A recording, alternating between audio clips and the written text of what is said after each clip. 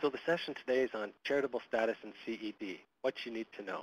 It's brought to you by the Canadian CED Network, a national network of local organizations and individuals working to create local economic opportunities that support an inclusive and sustainable economy. If you like the session today, consider becoming a member or signing up for our free e-newsletters. We'll provide more information on that later on. This session is part of a new webinar series CEDNet has launched that offers monthly sessions on topics such as the versatility of co-ops, the resilience imperative, financial management for sustainability, and others. But also builds on the long experience of CEDNet's International Committee, which has organized previous sessions over the past couple of years on community forestry in BC and Nepal, the co-construction of public policy for the social and solidarity economy in Mali and around the world, and the impacts of fair trade or successful strategies for community tourism. All of these past sessions are on our website, and we'll provide links to them in a follow-up email. Today's session is divided into two parts. There you see a picture of me nicely dressed up in the CRA colors, especially for the session today. And the main presentation will be done by Joanne Cousineau of the Canada Revenue Agency. So the presentation will last about 30 or 35 minutes, followed by a question and answer period. This summer, the Canada Revenue Agency published new guidance on CED activities and charitable status. This is the first time CED activities were recognized, the first since CED activities were recognized as potentially charitable in 1999. But since 1999, the field has evolved rapidly, with program-related investment, social enterprise, and social finance emerging as innovative practices that left charities wondering about their eligibility. Many of the core elements in the previous guidance have not changed, but the new guidance does clarify several new areas of activity, which hopefully will give greater confidence to charities that are interested in becoming more active in CED-related activities. Before we get into the presentation, though, I just want to do a couple of short polls here to get a sense of who's on the session today. You should see two polls pop up on the screen here inquiring about your charitable status and your main interest in the session. So you can answer those. Does your organization have charitable status? Are you thinking of applying for charitable status? Do you work with charities? Or you can choose no vote if none of those apply. And then in the other poll question, what's your main interest in today's webinar? Are you a charity and want to know more about the eligibility of CED activities?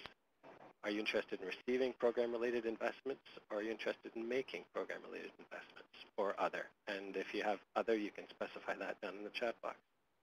So while people are answering, let me introduce our guests. Joanne Cousineau is a Senior Policy Analyst with the Common Law Policy and Public Education section of the Charities Directorate at Revenue Canada. We also have Guy Gagnon, who is a Senior Policy Analyst as well, and Christine Tessier, who is a Policy Technical Advisor. Thanks to all three of you for joining us today. Good morning, Michael. Good and morning. Everybody else. Welcome. So before I hand it over to you, let's just check in on our poll results.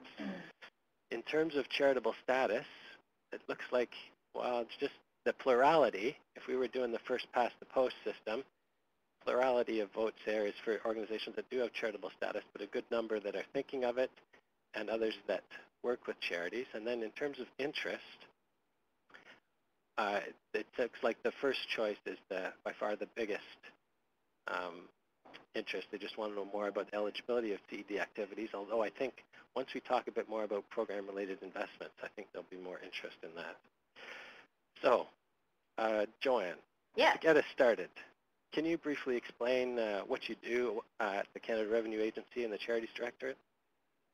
I'm a Senior Policy Analyst, so when we have a subject that comes up that we think requires a guidance document, I, along with my colleagues, we do some research into it. We look at the common law that's already there, and then we try to come up with some guidance that is useful both for our people here internally and for the general public, and of course for charities and organizations who are thinking of applying for registered status.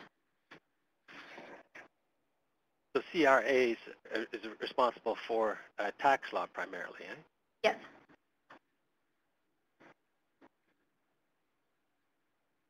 Do you want to... okay, yeah, I'm sorry. jump in. we had a little technical difficulty and we were blind for a little bit. Now I see Okay. that we're where we are on the slide. Okay.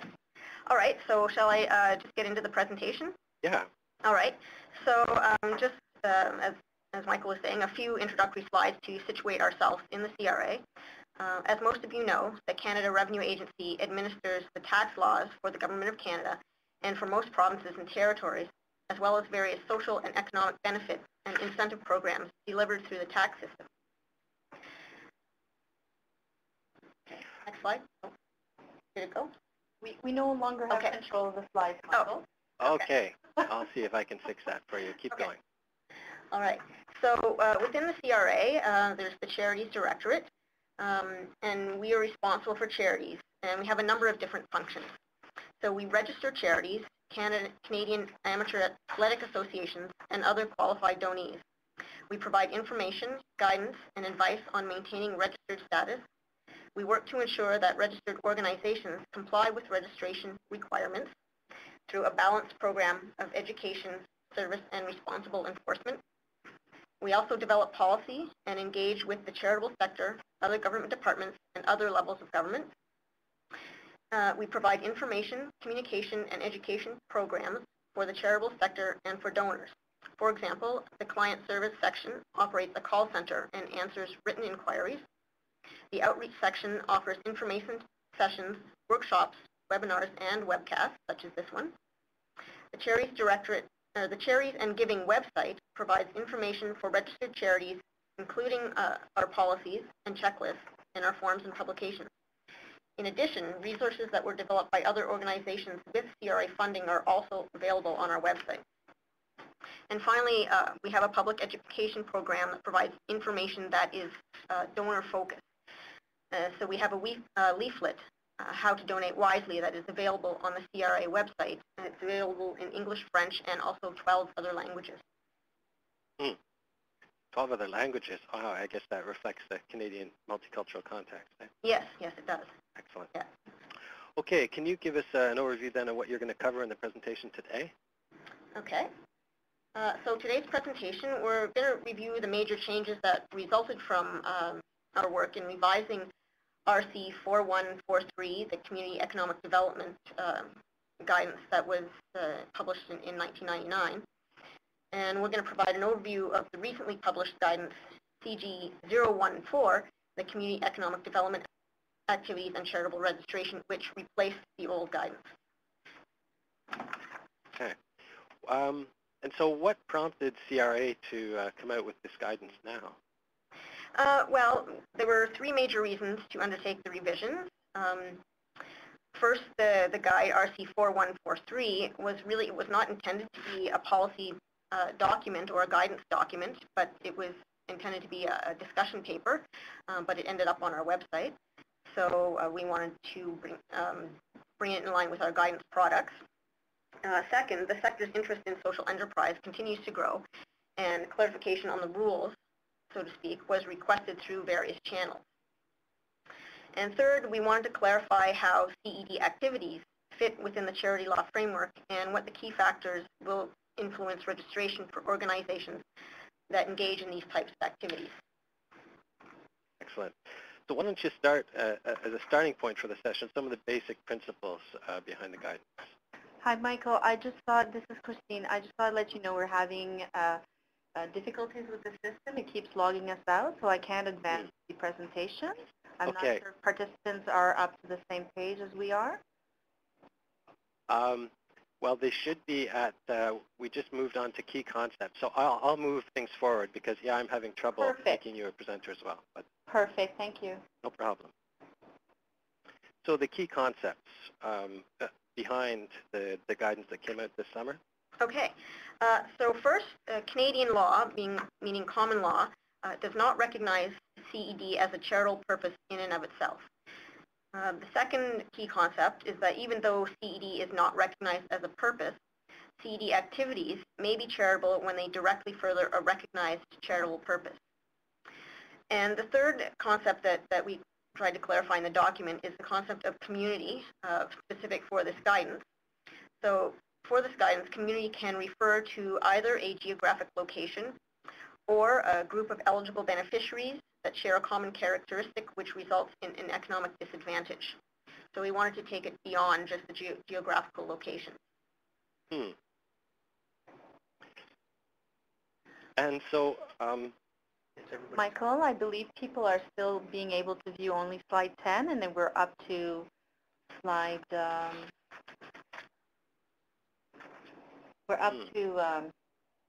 we've advanced in the presentation. well, I'm seeing up to slide 13. We just covered the key concepts. Perhaps some people could mention in the chat room just to confirm what slide they're seeing currently.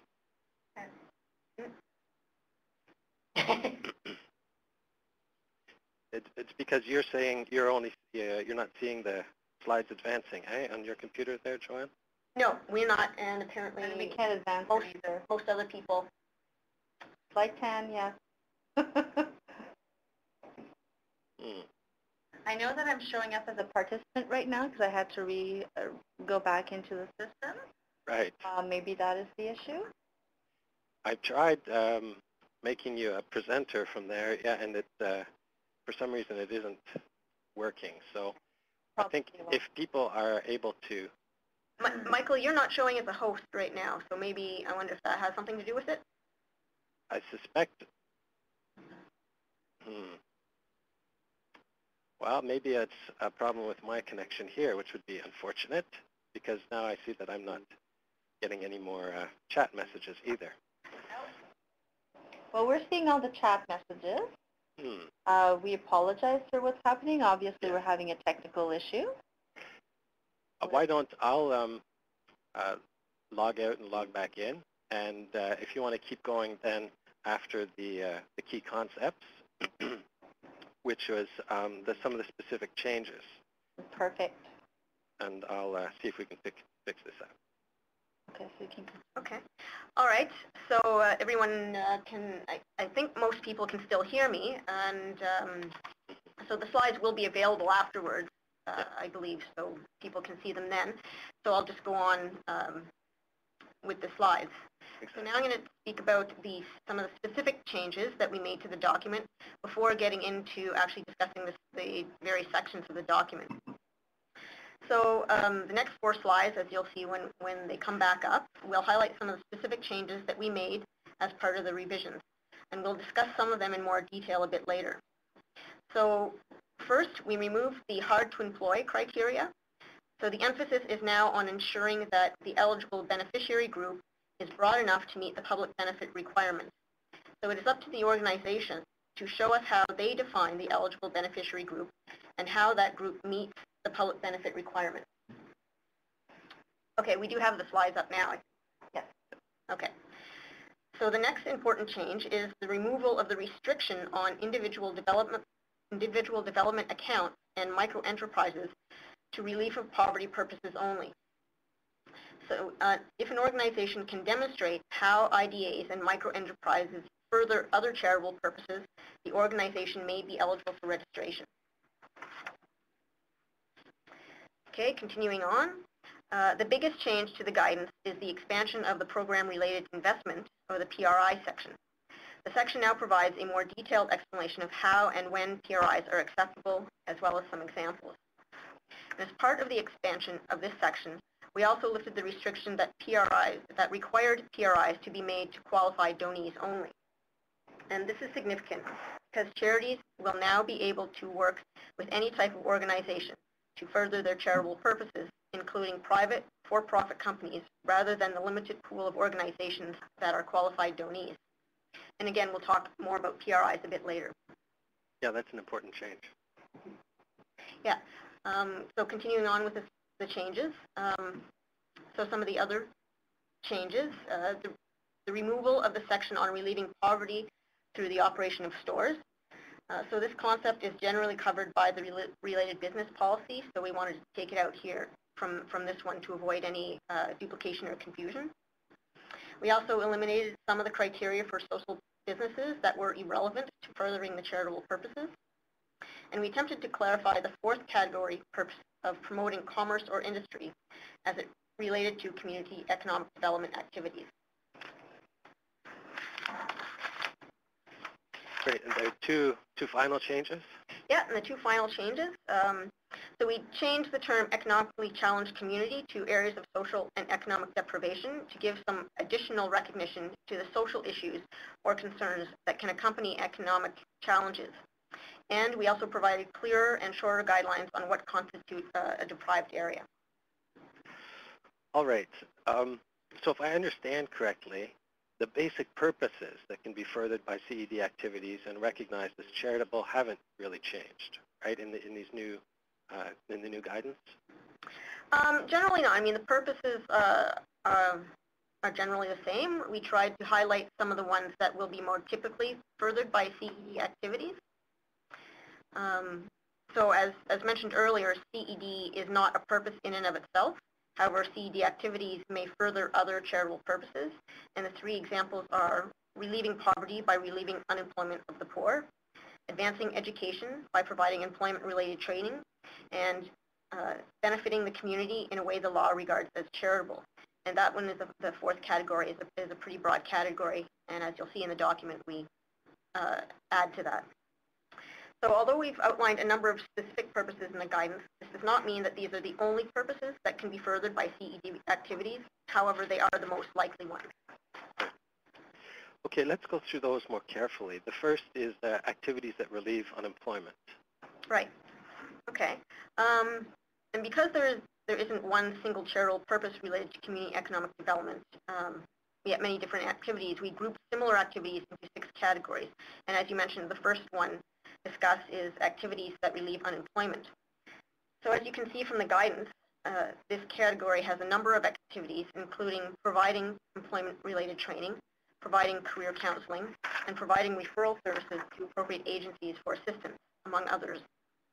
And the key point that we wanted to make for this particular group of activities is that the eligible beneficiaries must be individuals who are unemployed or facing a real prospect of imminent unemployment and who are shown to need assistance. This means that the charity must be able to show that the people it is serving do not have the necessary skills or resources to find employment on their own, so that they need some additional assistance from the charity. Okay. The second category then you mentioned is employment-related training? Yes. We have identified 3 different types, what we call employability training, entrepreneurial training, such as how to start a business, and on-the-job training. And the key points we want to emphasize here is that employment-related training must not be limited to a specific employer. And again, exceptions are possible in areas of social and economic deprivation. Otherwise, it is likely that an unacceptable private benefit is being conferred on that employer if they're focusing solely on one employer. And the second key point is that on-the-job training has certain characteristics that, if lacking, will indicate an unrelated business. So these include, for example, that instruction is provided to complement the on-the-job training before or during the on-the-job component, and that the participants are employed for a limited time period. Okay. Finally, there was the question of grants and loans. Okay. Yeah, so grants and loans, third category, we discussed 2 types in the document. So individual development accounts are savings accounts that are used only for a specific goal. The charity provides matching funds at a predetermined ratio, for example, a 2-to-1 ratio, to help eligible beneficiaries develop savings over a specific period. The individual then uses the amount saved for the agreed upon goal, such as tuition or the purchase of tools. And the second type are loans and loan guarantees. And they could include loans for startup businesses as well as funds for tuition or tools. And we've outlined the expectations for these types of activities. First, a charity must have a policy or policies that outlines the criteria and parameters for awarding and terminating individual development accounts and loans and loan guarantees. And second, the charity may only grant the amount needed to achieve the charitable purpose. So if more is granted, it could be considered an undue private benefit. And another important change in the new guidance we mentioned earlier was the clarification around program-related investments. Can you start by explaining what those are? Okay. So for our purpose, a program-related investment is an activity that directly furthers the investor charity's charitable purpose. And we've identified 4 common types of PRIs, as you can see on the slide: loans, loan guarantees, share purchases, or lease of land and buildings. So from our perspective, a PRI is not an investment in the conventional financial sense. While PRIs may generate a financial return, they are not made for that reason. And a PRI usually involves the return or potential return of capital, such as funds or property, within a set period of time, but this is not a requirement. A PRI may also yield additional revenue for the investor charity, such as interest, but the yield of additional revenue can be at below market rates. So this would typically be an investment made, say, for example, by a foundation in a local CED type project? Yes, it could be. Okay, yeah. That would be one example. So what are the, yes, as you said, PRIs are no longer limited to be made only to qualified donees. And by qualified donees, you mean organizations with charitable status? Not necessarily. There's a list on our website that outlines who is a qualified donee and who isn't. Other qualified donees include registered national service arts organizations, municipalities, various levels of government, some universities outside Canada, and there's others that are listed as well. So it's not just other registered charities or other Canadian registered charities. It's more expansive than that. And so now with this new guidance, you're opening it up a bit further. Can you talk about the new requirements for PRIs according to the new guidance? Yes, sure. So the following are the key points. All PRIs must directly further a charity's stated charitable purposes. And this is standard for all activities. However, we wanted to highlight the difference between PRIs and regular investments. So if a charity provides startup loans to businesses, they must show how they are furthering their charitable purpose. Startup loans to promote business development, entrepreneurship, or market development are generally not charitable. So the charity has to show how a PRI furthers a charitable purpose. Second, if the PRI is made to a qualified donee, so any of the an organization that falls within that list, there are no other requirements.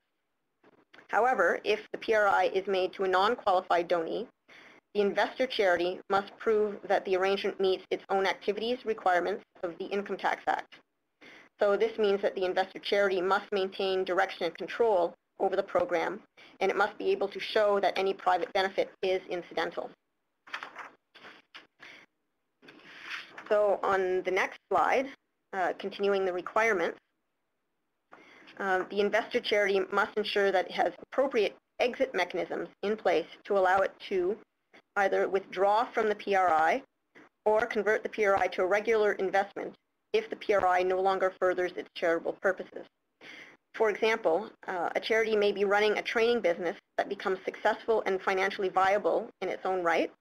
So the investor charity could then restructure the business so that it meets the related business requirements or create an independent business as would be appropriate. The charity should have a written policy or other documentation explaining the relationship of each PRI to its purposes and setting out the criteria or parameters it applies when it's making PRI decisions.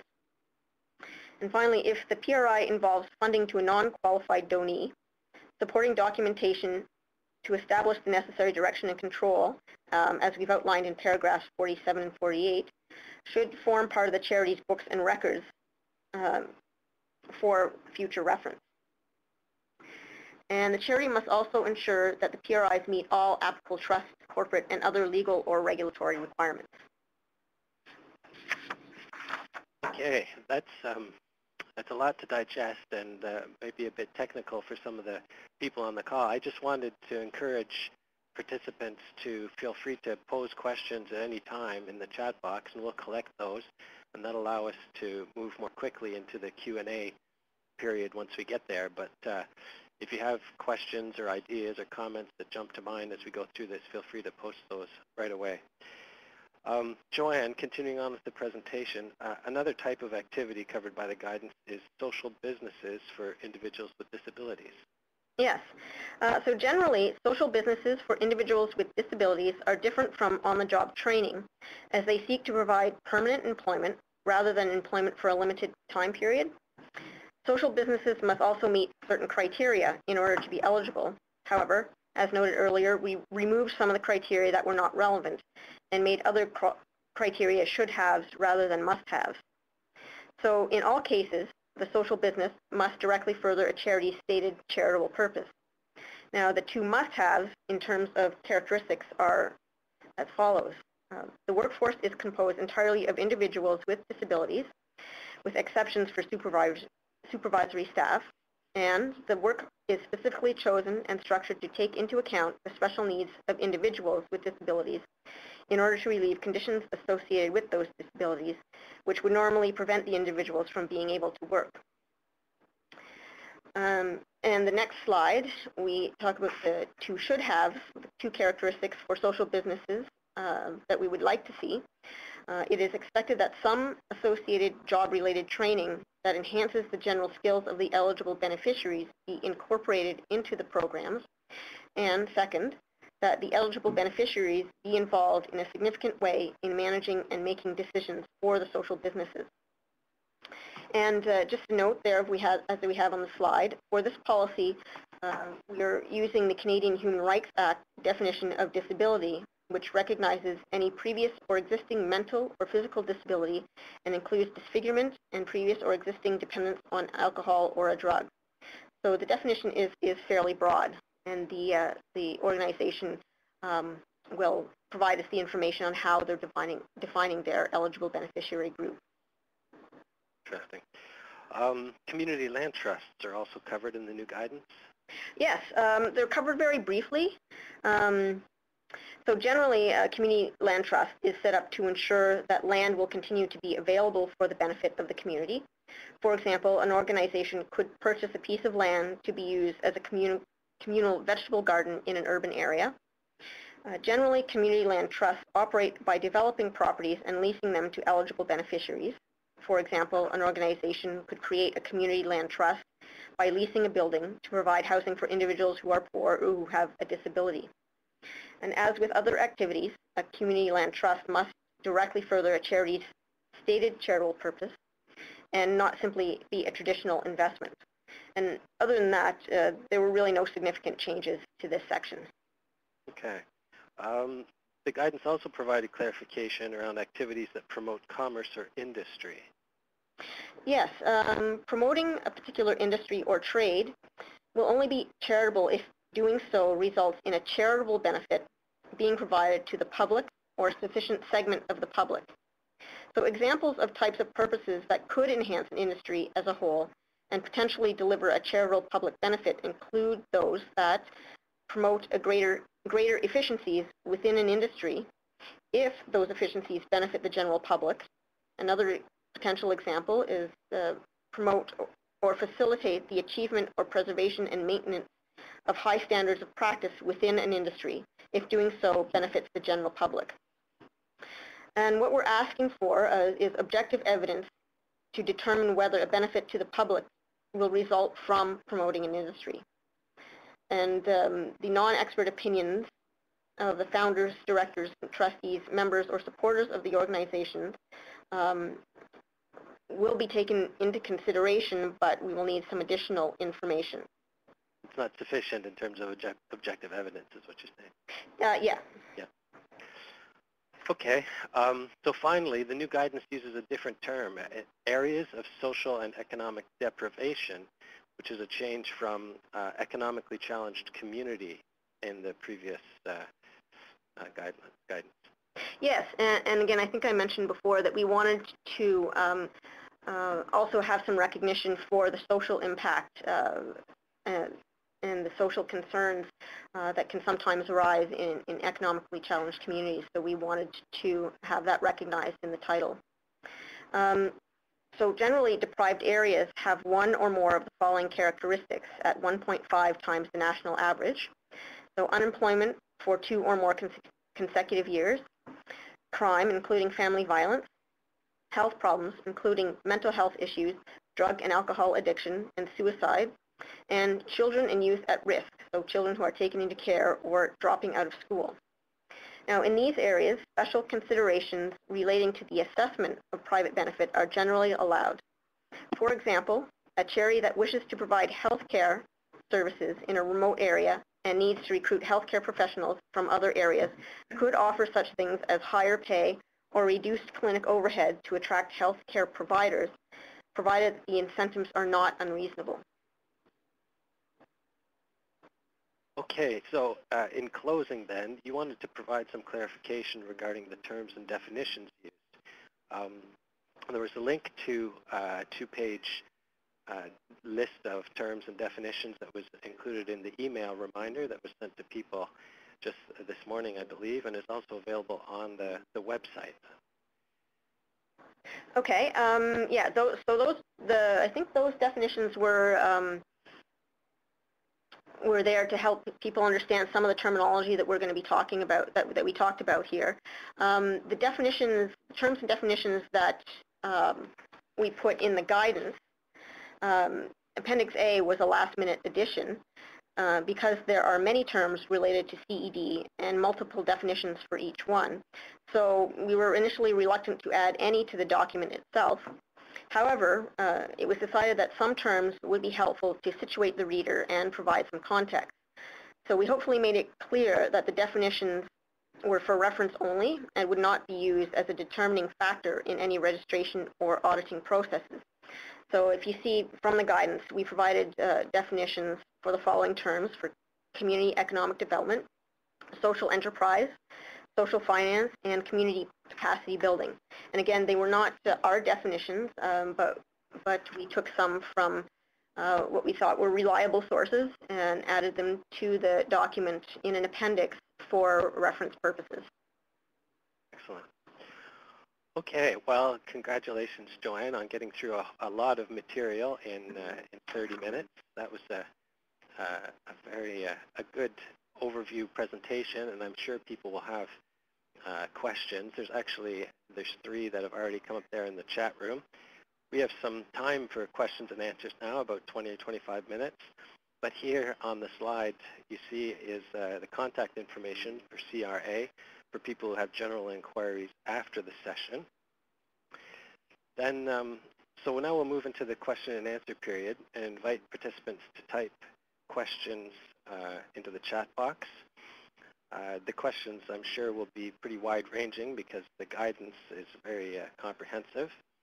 And what I will do now is unsync the presentation so that participants, people on the call, you should be able to scroll through the presentation yourself back and forth to revisit particular slides that you want to see again, some of the details. And we'll go ahead with the questions now. So the first question, Jeff Loomis from Momentum in Calgary asked a question regarding individual development accounts. How is the requirement of granting only to the amount of charitable purposes determined? All right, I'm going to field that one. It's E speaking. Please, E. All right. The way you have to look at an individual development account from the charity's perspective is whenever a charity can outright transfer money to an individual to fulfill a charitable purpose, the charity can engage in providing an individual development account. So whatever amount of cash the charity would normally be able to transfer to the individual would be the amount or the maximum of that individual development account. And the charity has to look at a number of factors. First of all, the purpose under which it falls. If it's relieving poverty, advancing education, or one of the 4th head purposes, etc.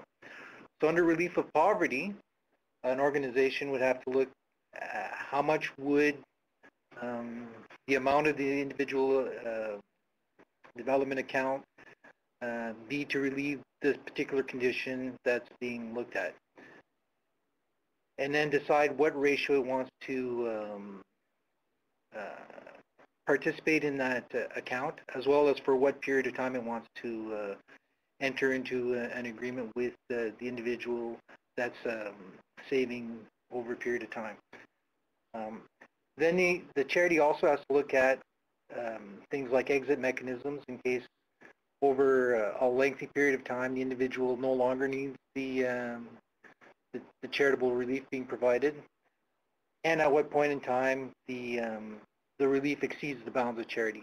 So the charity should have selection criteria for both its beneficiaries and identify the needs that are being relieved and the point at which relief exceeds the bounds of charity. So there's a bunch of factors to look at, and what's reasonable for the individual charity and the individuals that they're assisting are all going to be looked at. So there's no one answer that fits all situations, but it all has to do with the situation of the charity and the individuals being assisted.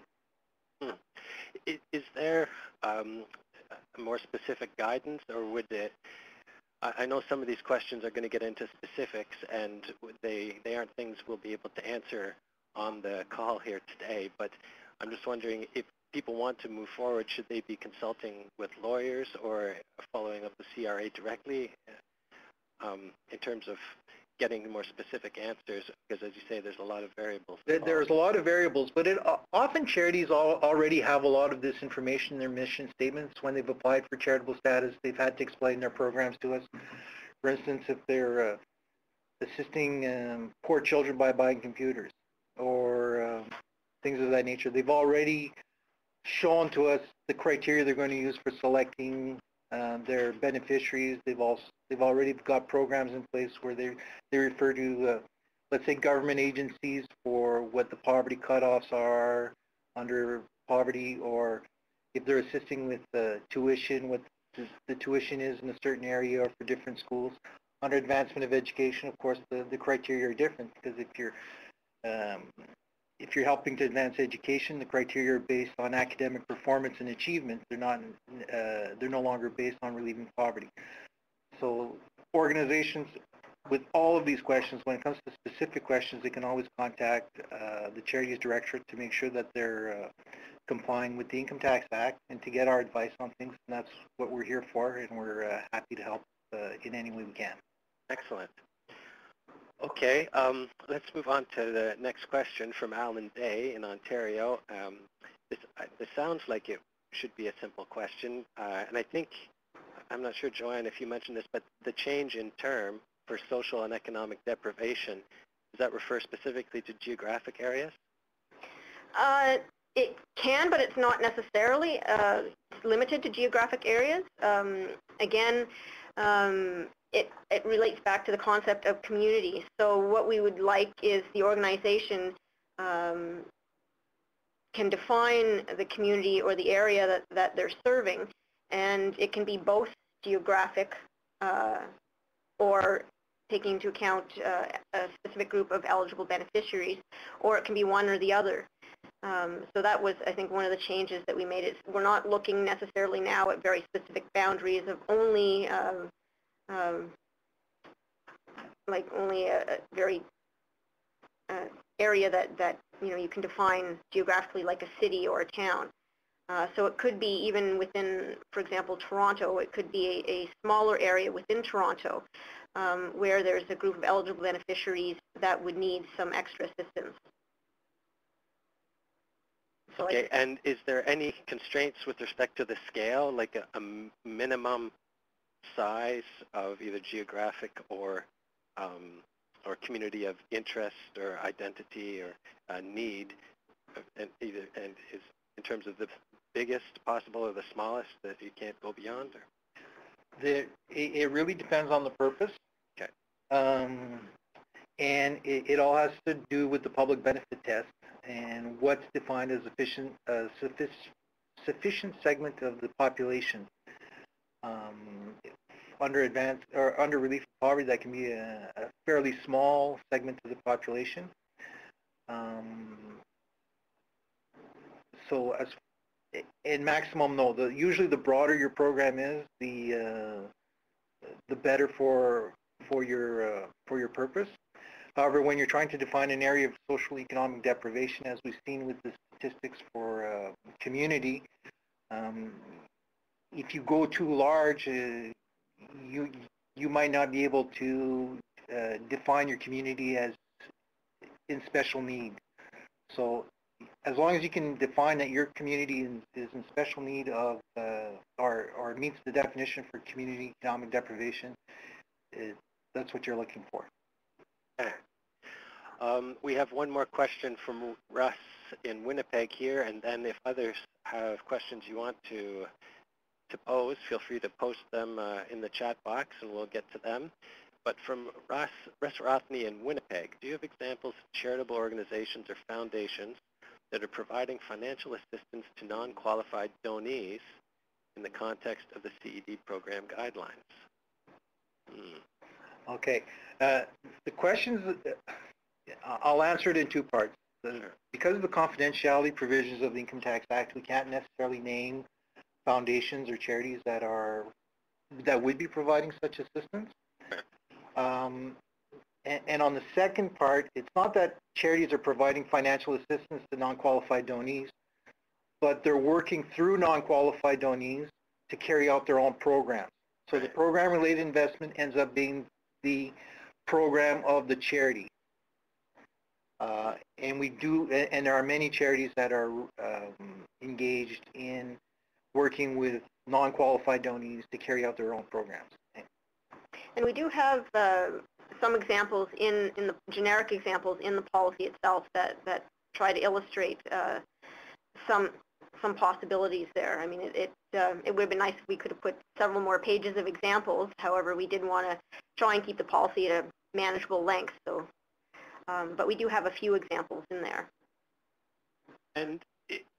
And perhaps you can correct me though, but when we're talking about PRIs, is that similar to what's also referred to as mission-based investing by charities, for example, or foundations? Because I'm just thinking one example of in the task force on social finance report that came out 2 years ago, one of their calls was to encourage foundations to become more involved in impact investing and mission-based investing, and the report that they put out a year later, I think, identified a number of foundations that have become more active in that field. But I think those might be more specifically to qualified donees rather than non-qualified donees, given that this guidance just came out this summer, opening up the possibilities for investments to non-qualified donees. There's still a lot of confusion in that area, but usually when we're speaking about mission-based investing, it's investing at fair market rates where you don't have to have, they're the regular investments of a charity in market-type investments, so they don't have to be with qualified donees or non-qualified donees. The charity is just expecting a fair market rate of return. However, the businesses or the individuals that they're investing in at fair market rates of return have similar missions or values to the charity itself. Now, that can be imported, or the philosophy can be imported to program-related investments, and they should, because the program-related investments should be directly furthering the programs of the charity itself. So there's a bit of a interlap there, but mission-based investments has a different connotation. Thanks, Keith. Paul's question: for CED initiatives or activities that promote commerce or industry, what's the difference between focusing on advancing the interests of community members and advancing the interests of an industry as a whole? For example, providing sanitary facilities in a remote area benefits the public and enhances the agriculture industry, but it will also necessarily help individual farmers. Any comments on that reflection? Or I guess it's the main point is the distinguishing, it's the public benefit test that you were mentioning earlier, right? That's correct. As long as ultimately the main beneficiary are the public, we know that incidentally or along the way there's going to be some private benefit that accrues to individual farmers in this example, or businesses. But it's the ultimate objective that we're looking at. If the benefit is for the public and not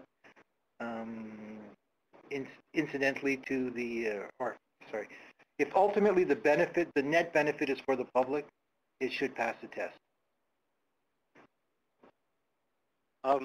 If any of these questions or the responses don't necessarily answer the questions, feel free to post clarifying or follow-up questions in the chat box, and we'll get back to them. Lori Stewart had a question. They've applied for charitable status with purposes that are related to community education, but not necessarily linked to employment. CRA suggested changing the purposes to fit with the CED guidelines. They don't see themselves fitting CED the way it's been defined by these purposes. Are there other ways to qualify as a charity that aren't related to CED? Well, it really depends what type of education, community education the organization is doing. We're going to have some new guidance products that are going to come out in the near term on promotion of health and protection of the environment and other topics where we speak about dissemination of information and community education. Now, these are activities. They're not purposes in and of themselves. And if we go back to a decision called Vancouver Society of Immigration and Visible Minority Women, when we look at an activity, we have to look at the purpose the activity aims to achieve. And as long as it can be shown that the community education is likely to achieve a charitable purpose, the community education can be viewed as a charitable activity.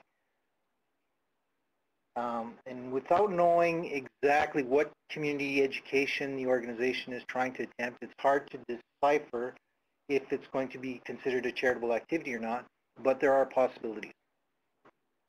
Okay. Teresa has a question here that I think has been on the mind of a lot of our members who are active in social enterprise activities, is that whether or not CED charities now have greater leeway to, whether this guidance provides greater leeway in terms of working with social enterprise or starting up a social enterprise. Does this guidance provide any more specifics around the rules related to social enterprise and charitable status? Well, I'm not sure if we had any rules really around social enterprise before.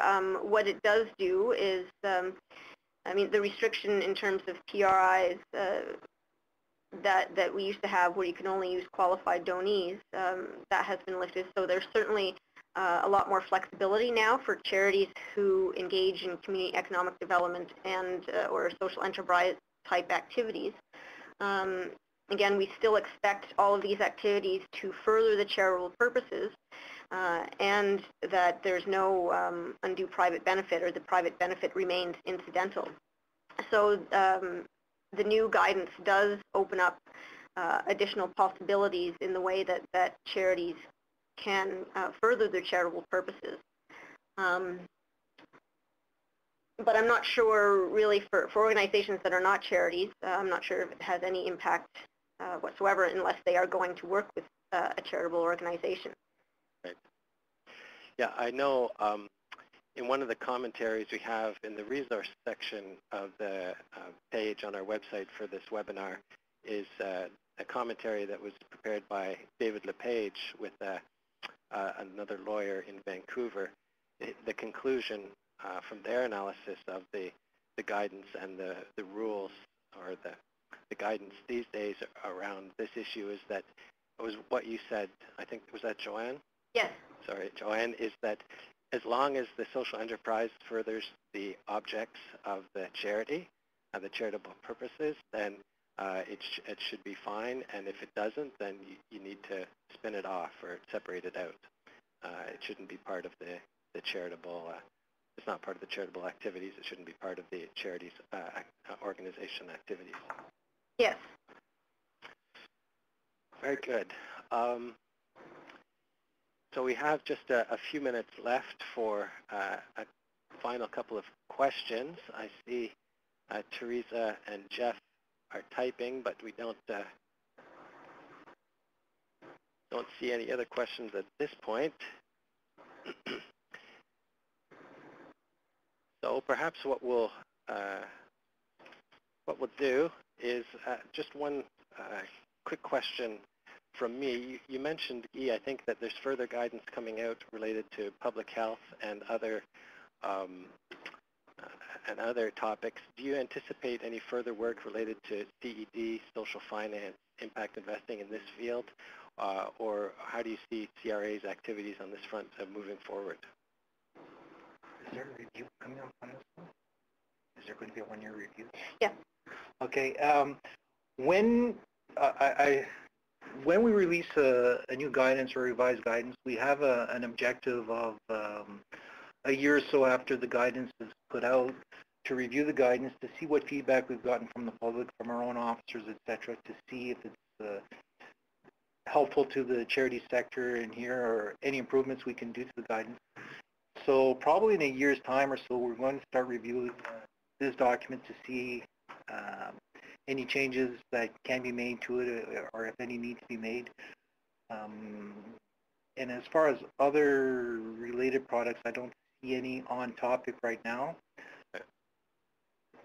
Yeah, that's helpful. Thanks. So we have two last questions here, and then I'll wrap it up from Teresa and Jeff. And this comes back to the social enterprise question, another technical issue from Teresa. Can community economic development, or an organization with charitable status for CED-related activities, derive a return on investment from a social enterprise?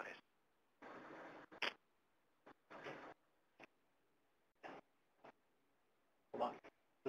Could a charity on education? I think, are you reading Teresa's question there? That's your second question? Yes, the one that's is close to the end there. Can a CED initiative derive a return on investment from a social enterprise? Yes, it can. Okay. As long as the social enterprise is the main charitable activity of an organization. Right. For example, let's say the social enterprise is a restaurant business, and they're charging for meals or whatever at the business. You can have a certain return on your investment in that instance. Excellent. And the final question from Jeff, related to education.